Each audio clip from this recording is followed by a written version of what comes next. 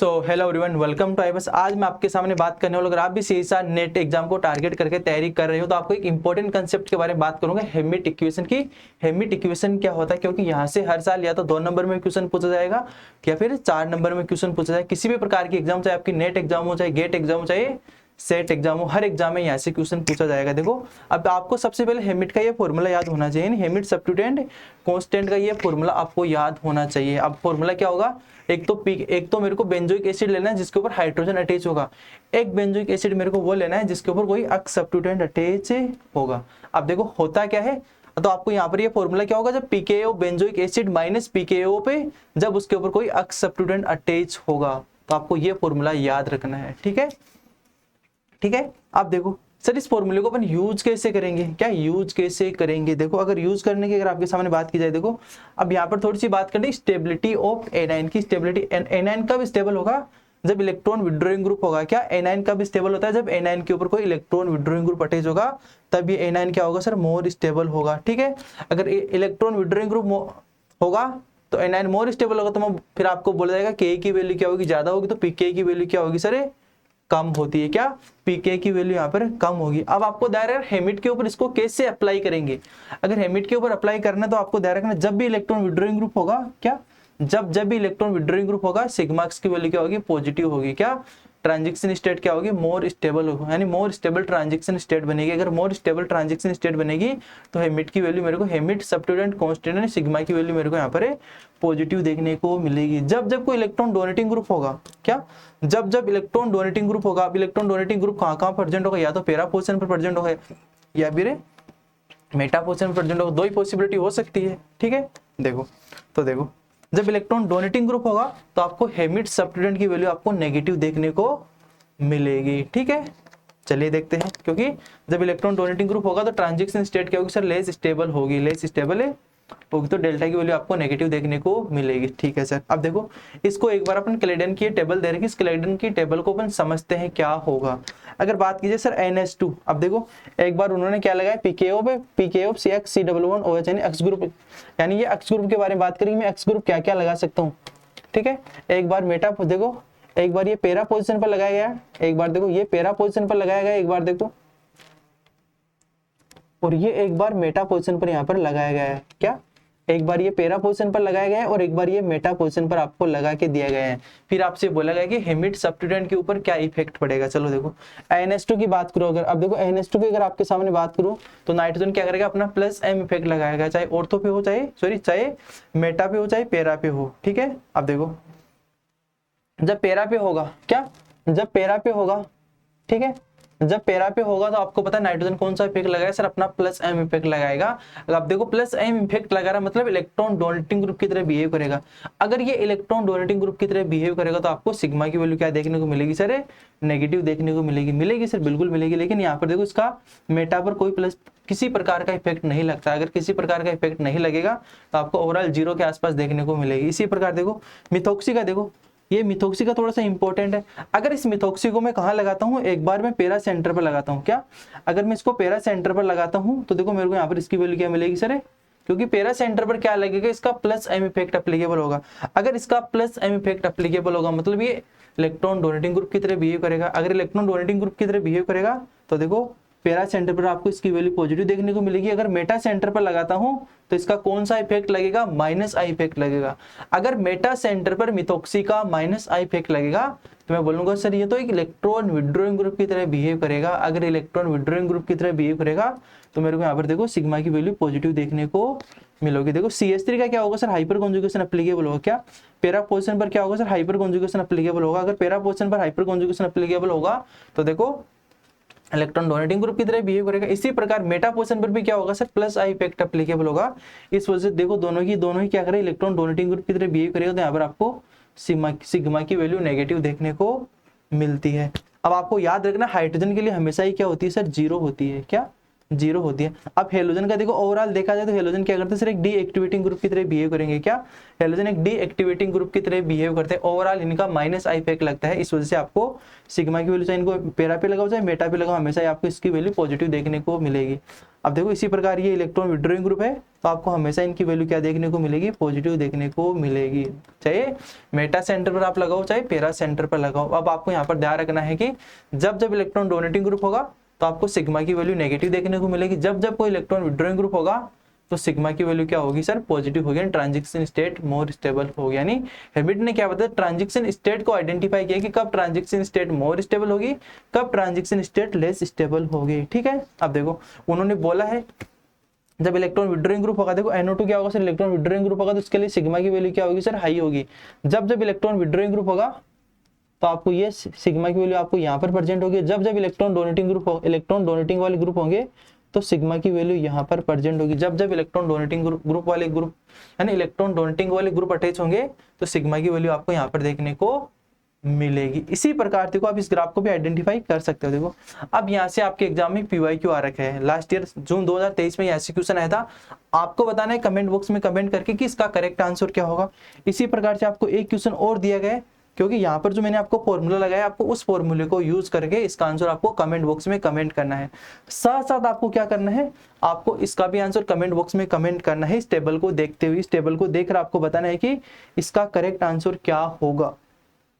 ठीक है, इसी प्रकार आपको थोड़ा सा और आगे बताता हूँ। देखो एक बार आपको फिर से अपडेट कर देता हूँ। सीएसआर नेट दिसंबर 2026 को टारगेट करके तहरीक कर रहा है। तो हमारा सुपर इमोशन है 7.7 बैच केमिकल साइंस का 8 जून 2026 से ये बैच ऑलरेडी, यानी 8 जून से ये बैच स्टार्ट होने वाला है। किसी को लगता है लाइव बैच में जुड़कर तैयारी करनी, 8 जून को ये बैच ऑलरेडी स्टार्ट हो चुका है। किसी को लगता है कि लाइव बैच में जुड़कर तैयारी करनी है तो आप लोग हमारे साथ लाइव बैच में जुड़कर भी तैयारी कर सकते हो। देखो अब बात करूँ थोड़ी सी सर, अगर कोई रिएक्शन आपसे दी जाए फिर आपके एग्जाम में क्वेश्चन किस प्रकार से आएगा। आपको एग्जाम में अगर रिएक्शन दी जाए फिर आपसे बोलेगा कि क्वेश्चन को किस प्रकार से टैकल करना है आपको। अब देखो अब आपको थोड़ा सा एक कंसेप्ट बताता हूँ कि जब कोई इलेक्ट्रॉन डेंसिटी अंदर आ रही है, क्या रिंग के अंदर कोई इलेक्ट्रॉन डेंसिटी आ रही होगी तब सिग्मा की वैल्यू क्या होगी, पॉजिटिव। जब इलेक्ट्रॉन डेंसिटी बाहर जा रही होगी, यानी एक प्रकार से कोई मेहमान आएगा तो अपने घर में मिठाई लेके आएगा, यानी इलेक्ट्रॉन डेंसिटी अपने घर में आ रही है तो आपको हमेशा ही सिग्मा की वैल्यू पॉजिटिव रखनी है। कोई मेहमान आ भी गया और वो अपने घर से मिठाई लेके खुद चला भी गया तो आपको ध्यान रखना है सिग्मा की वैल्यू क्या होगी, नेगेटिव है। इलेक्ट्रॉन डेंसिटी अब की बार बाहर जा रही है, अगर इलेक्ट्रॉन डेंसिटी बाहर जा रही है तो सिग्मा की वैल्यू क्या होगी सर, नेगेटिव होगी। देखो अब की बार देखो इस मॉलिक्यूल में देखो ये नाइट्रोजन का लोन पेयर क्या कर रहा है सर, इलेक्ट्रॉन डेंसिटी रिंग के अंदर लेके आ रहा है। क्या ये अपनी इलेक्ट्रॉन डेंसिटी यहाँ पर लेके आ रहा है। अगर इलेक्ट्रॉन डेंसिटी लेके आ रहा है मतलब सिग्मा की वैल्यू आपको पॉजिटिव सिग्मा की वैल्यू आपको देखने को मिलेगी। क्या यहाँ पर पॉजिटिव सिग्मा की वैल्यू देखने को मिलेगी। और कभी आपसे पूछ लिया जाए तो रिएक्शन कौन सी होगी तो आपको बताना है SNAE होगी। क्या एडिशन है, एलिमिनेशन टाइप की ये रिएक्शन होती है। इसी प्रकार से देखो सेकंड वाले में भी क्या होगा, देखो इलेक्ट्रॉन डेंसिटी रिंग के अंदर लेके आ रहा है सर, बिल्कुल ये इलेक्ट्रॉन डेंसिटी रिंग के अंदर लेके आ रहा है। इस वजह से आपको सिग्मा की वैल्यू क्या देखने को मिलेगी सर, यहाँ पर पॉजिटिव सिग्मा की वैल्यू देखने को मिलेगी। यानी ओवरऑल आपको ध्यान रखना जब इलेक्ट्रॉन डेंसिटी रिंग के अंदर आएगी तो सिग्मा की वैल्यू पॉजिटिव होगी, जब इलेक्ट्रॉन डेंसिटी बाहर जाएगी तो सिग्मा की वैल्यू हमेशा ही नेगेटिव होगी। देखो ये तो सिग्मा इलेक्ट्रॉन डेंसिटी यहाँ पर तो क्या आ रही थी, दोनों एग्जांपल्स में अंदर आ रही थी। आगे देखो बाकी दो एग्जांपल्स में क्या होगा, देखो सर सबसे पहले आपकी बार ये Cl यहाँ से बाहर निकल रहा है, मतलब है यहाँ से इलेक्ट्रॉन डेंसिटी बाहर निकल रही है। अगर यहाँ से इलेक्ट्रॉन डेंसिटी बाहर निकल रही है मतलब है इलेक्ट्रॉन डेंसिटी कम हो रही है। अगर इलेक्ट्रॉन डेंसिटी बाहर जा रही है तो मतलब यहाँ पर क्या होगा, सिग्मा की वैल्यू आपको डेल्टा की वैल्यू पॉजिटिव देखने को मिलेगी। क्या डेल्टा की वैल्यू आपको यहाँ पर पॉजिटिव देखने को मिलेगी। इसी प्रकार देखो आपकी बार देखो यहाँ से भी इलेक्ट्रॉन डेंसिटी बाहर जा रही है। देखो ये पाई बॉन्ड क्या कर रहा है, बाहर वाले इलेक्ट्रोफाइल के ऊपर अटैक मारा, मतलब यहाँ से इलेक्ट्रॉन डेंसिटी बाहर जा रही है। अगर यहाँ से भी इलेक्ट्रॉन डेंसिटी बाहर जाएगी तो आपको सिग्मा की वैल्यू फिर से नेगेटिव देखने को मिलेगी, यानी इलेक्ट्रॉन डेंसिटी यहाँ से बाहर जा रही है तो सिग्मा की वैल्यू क्या होगी सर, नेगेटिव होगी। ठीक है, आपको इसे ध्यान रखना, जब इलेक्ट्रॉन डेंसिटी आ रही है तो डेल्टा की वैल्यू क्या होगी, पॉजिटिव होगी। अगर इलेक्ट्रॉन डेंसिटी बाहर जा रही है तो डेल्टा की वैल्यू नेगेटिव होगी। आपको ऐसा ध्यान रखना है। साथ साथ में देखो अब देखो हेमिट ने ये प्लॉट दिया था, मतलब इस प्रकार से भी उसने आइडेंटिफाई किया कि जब इलेक्ट्रॉन डेंसिटी अंदर आएगी तो पॉजिटिव और इलेक्ट्रॉन डेंसिटी बाहर जा रही तो नेगेटिव। देखो अब बोल रहे कि अब देखो जीरो के लिए तो यहाँ पर क्या होगा, हाइड्रोजन के लिए तो यहाँ पर क्या होगा, जीरो होगा। देखो जीरो के लिए ठीक है, ठीक है। अब देखो जब इधर से इधर जाता हूँ मैं, क्या जब इधर से इधर जा रहा हूँ, अब इलेक्ट्रॉन डेंसिटी आई तो यानी जब इधर से इधर जाता हूँ, ठीक है, मैं लेफ्ट राइट साइड में जाता हूँ तो इलेक्ट्रॉन डेंसिटी रिंग के अंदर आ रही है। अगर इलेक्ट्रॉन डेंसिटी रिंग के अंदर आएगी तभी तो क्या बनेगा सर, डेल्टा की वैल्यू आपको पॉजिटिव देखने को मिलेगी। अब देखो ये क्या बनेगा सर, इलेक्ट्रॉन डेंसिटी अगर रिंग के थोड़े से बाहर वाले कार्बन पर, पड़ोसी कार्बन पर इलेक्ट्रॉन डेंसिटी आ रही है, क्या अगर यहाँ से यहाँ तक बात करें तो पड़ोसी वाले कार्बन पर इलेक्ट्रॉन डेंसिटी आ रही है तो आपको ध्यान रखना उसकी वैल्यू होगी +2 से +4 के बीच में अप्लाई करेगी। अगर रिंग के ऊपर ही आके अटैक कर रहा है, कोई आने वाला न्यूक्लियोफाइल रिंग के ऊपर ही अटैक करेगा तो आपको ध्यान रखना कि डेल्टा की वैल्यू यहाँ पर क्या होगी, +5 से +6 के बीच में प्रेजेंट होगी। इसी प्रकार देखो सेकेंड वाले में देखो जब इलेक्ट्रॉन डेंसिटी यहाँ से बाहर जा रही है, मतलब रिंग के बाहर पड़ोस वाले बाहर वाले कार्बन से इलेक्ट्रॉन डेंसिटी बाहर जा रही है। देखो आपको बोला कि इस रिंग के बाहर वाले कार्बन से इलेक्ट्रॉन डेंसिटी यहाँ से बाहर जा रही है। देखो इस कार्बन से इलेक्ट्रॉन डेंसिटी बाहर जा रही है, मतलब रिंग के बाहर कार्बोकेटाइन बन रहा है, तो इसकी जो सिग्मा की वैल्यू होगी सर वो डेल्टा की वैल्यू आपको यहाँ पर 4 से 2 से 4 के बीच में लाई करेगी। लेकिन अब की बार रिंग के अंदर ही पॉजिटिव चार्ज बन रहा है। देखो क्या आपकी बार सर रिंग के अंदर ही पॉजिटिव चार्ज बन रहा है। अगर रिंग के अंदर ही पॉजिटिव चार्ज बनेगा तो यहाँ पर सिग्मा की डेल्टा की वैल्यू क्या होगी, हाईली नेगेटिव होगी। क्या हाईली नेगेटिव होगी, वो कहाँ से कहाँ तक लाई करेगी सर, -5 से -6 के बीच में ये लाई करती है। अब आपको अगर ये ग्राफ याद नहीं हो या आपको याद नहीं रहे तो आपको ध्यान रखना है कि इलेक्ट्रॉन डेंसिटी अंदर आ रही है बाहर जा रही है, ठीक है। आप इससे भी क्वेश्चन को सोल्व कर सकते हो, आपको डेटा याद करने की जरूरत नहीं कि डेल्टा की वैल्यू कब कितनी होगी, ठीक है। इसी प्रकार से देखो अब आपके एग्जाम में कभी कभी आज के ट्रेंड में नॉन लीनियर प्लॉट से भी क्वेश्चन पूछने लगा है। क्या नॉन लीनियर प्लॉट से भी आपके एग्जाम में क्वेश्चन पूछने लगा है। आपको ध्यान रखना है कि जब रिएक्शन क्या हो, चेंज हो, रिएक्शन का मैकेनिज्म क्या हो, चेंज होगा, रिएक्शन का मैकेनिज्म चेंज होता है तो आपको एक उल्टे यू आकार का ग्राफ देखने को मिलेगा। बस इसको आपको डायरेक्ट याद रखना है कि जब रिएक्शन का मैकेनिज्म चेंज होगा तो आपको इस प्रकार का ग्राफ देखने को मिलेगा, ठीक है। यानी वाटर का मोलिक्यूल आएगा, इसके ऊपर अटैक मारेगा ऊपर नीचे और यहाँ से क्या कर देगा, एक Cl के मोलिक्यूल को यहाँ से बाहर निकाल देगा। दूसरी पॉसिबिलिटी ये भी हो सकती है, क्या एक पॉसिबिलिटी ये हो सकती है कि यहाँ पर मैं इस प्रकार से प्रोडक्ट बना सकता हूँ। कैसे, इसके सामने आपको वाटर का मोलिक्यूल डाल के दिया गया, सबसे पहले क्या होगा, ऑक्सीजन का लोन पर इधर शिफ्ट होगा और यहाँ से ये Cl का मोलिक्यूल यहाँ से बाहर निकलेगा। जैसे ही यहाँ से Cl का मोलिक्यूल बाहर निकलता है तो यहाँ पर क्या होगा, यार का मोलिक्यूल होगा C ट्रिपल बॉन्ड O का मोलिक्यूल होगा, इसके ऊपर क्या रहेगा, पॉजिटिव चार्ज रहेगा। फिर से क्या होगा, वाटर का मोलिक्यूल आएगा और ये इसके ऊपर अटैक मार सकता है। मतलब यहाँ पर क्या हो रहा है सर, RD यानी रिएक्शन का मैकेनिज्म चेंज हो रहा है, क्योंकि यहाँ पर दो प्रकार से मैकेनिज्म हो रहा है सर, बिल्कुल, यानी रिएक्शन का मैकेनिज्म चेंज हो रहा है लेकिन प्रोडक्ट सेम बन रहे हैं।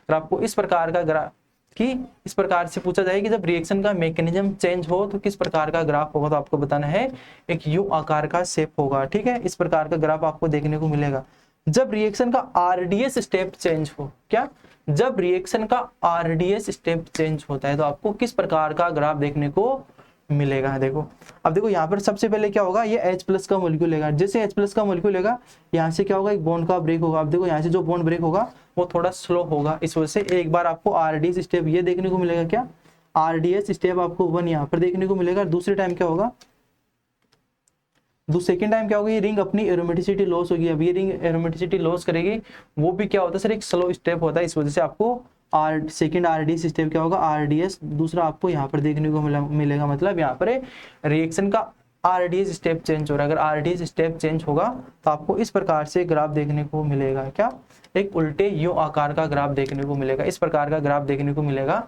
अब आपको ये दोनों ग्राफ आपको याद होने चाहिए, तभी आपका काम बनेगा।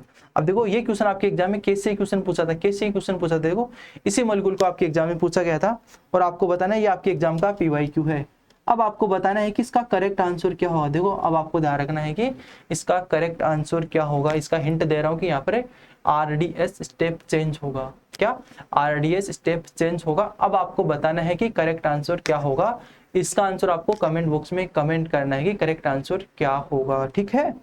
चलिए अब आपको इतना पढ़ के चले जाते हो तो आपका हेमिट का या तो 2 नंबर मिल जाएंगे या फिर आपको 4 नंबर के क्वेश्चन को आप इजीली अटेंड कर सकते हो, ठीक है। एक बार आपको फिर से अपडेट कर देता हूँ, कोई सीसा नेट दिसंबर 2026 को टारगेट करके तैयारी कर रहा है तो हमारा super emotion 7.7 batch chemical science का 8 जून 2026 से ये बैच ऑलरेडी स्टार्ट हो चुका है। किसी को लगता है लाइव बैच में जुड़कर तैयारी करनी है तो आप लोग हमारे साथ लाइव बैच में जुड़कर भी तैयारी कर सकते हो। Okay, bye bye, thank you. अगर आपको ये वीडियो अच्छी लगी तो आपको वीडियो को ज़्यादा से ज़्यादा शेयर करना और आपको बताना कि ये वीडियो आप लोगों के लिए कितनी हेल्पफुल रही होगी। Okay, bye bye, thank you.